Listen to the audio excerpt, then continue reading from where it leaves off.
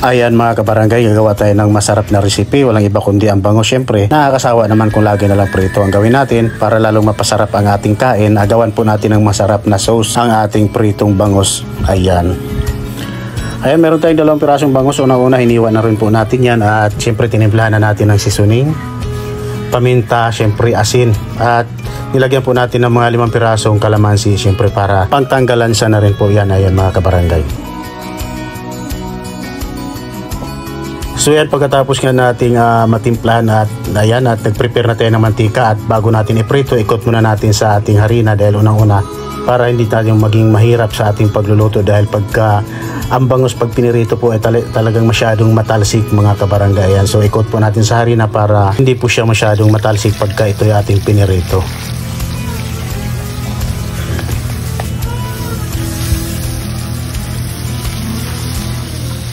Ayan, at syempre balik-balik ta rin lang natin, at siguro doon lang natin lutong-luto at pritong-prito ang ating bangus. Ayan. So ayan na nga mga kabarangay, luto na nga ang ating pritong bangus. So ang kalahati rito ay gawa natin ng sauce, syempre yung kalahati. At hayaan lang natin na walang sauce para mamaya may ulam pa tayo at may prito pa tayo, at pwede natin gawing ibang recipe naman yung ibang prito. Ayan, pwede rin natin ihalo sa gulay, sa munggo, o sa ano pang mga recipe. Ayan. So una-una, nag-isa po tayo rito ng sibuyas para po sa ating sauce. At syempre bawang, at meron tayong 1/4 lang sa isang buong chicken cubes kasi masyadong malasa pagka binuo natin. At syempre meron tayong mga 10 pieces na kalamansi. Ayan, nilagay na po natin.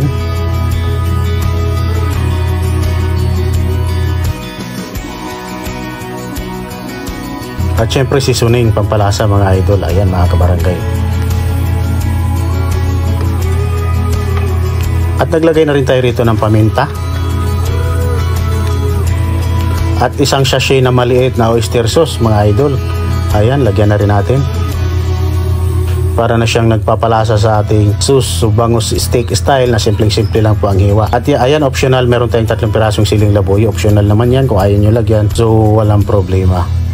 Ayan, isang kutsara sigurong vinegar mga idol. Suka, nilagyan natin, pambalance lang sa lasa. So ayan na nga, nilagay na nga natin ang ating pritong bangus. So ang 1 piraso lang po ang ginawa natin ng sauce. Syempre yung isa para po sa ibang recipe naman. Ayan. At syempre naglagay tayo rito ang cornstarch, pampalapot, para lalong sumarap at malasa ang ating bangus steak sa simpleng hiwa lang mga idol. Ayan.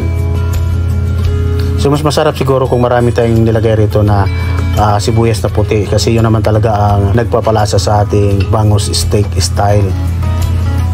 So ayan lang, ganyan lang kasimple kadali gumawa na bangus steak mga idol, at pwede na tayong kumain ng ating masarap na ulam with steak Tagalog sauce recipe. Ayan.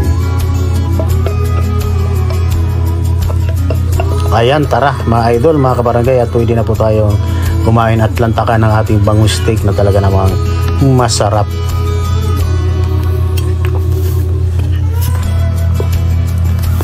At sa mga gustong umorder nga pala ng ating bagnit bagoong mga idol, ayan, nasa Shopee at Lazada. Mamaya ilagay po natin yung link sa comment section, at isang pindot nyo lang maaari na po kayo magkaroon ng bagnit bagoong ng kusinero ng barangay. Ayan. So mamaya po ilagay po natin yung link sa comment section. Ayan, at maraming salamat muli sa inyong lahat.